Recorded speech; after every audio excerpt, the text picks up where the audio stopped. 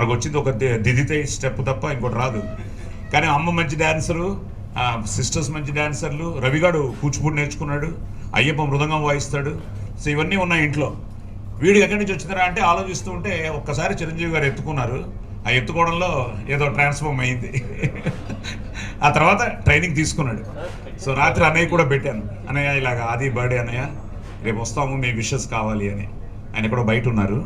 So ఆయన message పొద్దున్నే 4 గంటలకి, నేను ఇంకా ఈ 2-3 రోజుల నుంచి నిద్ర కూడా పట్టట్లేదు. ప్లస్ బేసిక్గా ఇలాంటి ఇంపార్టెంట్ డేస్ నేను బ్రాహ్మీ ముహూర్తంలో లేచి దేవుడికి దండం పెట్టుకోవడం ఇలాంటి అలవాట్లన్నీ ఉన్నాయి.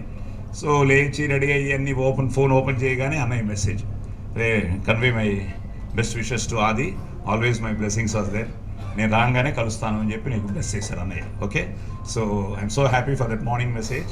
అలాగే ఇండస్ట్రీలో అందరూ భయ్యా, మీరు మొన్న కూడా మాట్లాడాం, అందరూ చేశారు. I'm so grateful. ఇప్పుడే ఒక వీడియో రిలీజ్ చేశారా సాయి దుర్గా, తనతో ఒకటి ఇప్పుడు రిలీజ్ చేయబోతున్నాం. రిక్వెస్ట్ చేయగానే అది నేను అడిగాను, విరూపాక్ష మీటింగ్ శంబాలా అని చెప్పి ఒక బ్యూటిఫుల్ ఒక ఇంటరాక్షన్ చేసాం. అది కొత్త రిలీజ్ చేయబోతున్నాం. అలాగే అందరూ ఇప్పుడే ఏడి మన బిగ్ బాస్ రఘు ఏడి, ఇప్పుడే రఘు వచ్చి చెప్పాడు.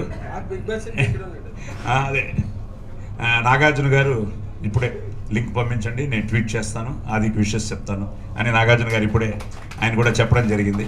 సో అలాగా ఇండస్ట్రీలో నేను ఎప్పుడు అదే మొన్న అనిల్ చెప్పాడు, అందరూ చెప్పారు, అందరూ బాగుండాలని కోరుకునే మనిషిని. ఎందుకంటే అది అమ్మ నాన్న దగ్గర నుంచి వచ్చిన ఒక సంస్కారం.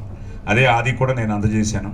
So it's our duty. ఎందుకంటే మనంతా ఒక ఫ్యామిలీ, అందరూ బాగుండాలని మనం కోరుకోవాలి. అప్పుడు తప్పకుండా మా అమ్మగారు చెప్తుండేవారు, బాబు whatever you give it will come back, ఏదో ఒక విధంగా తిరిగి వస్తుంది అని.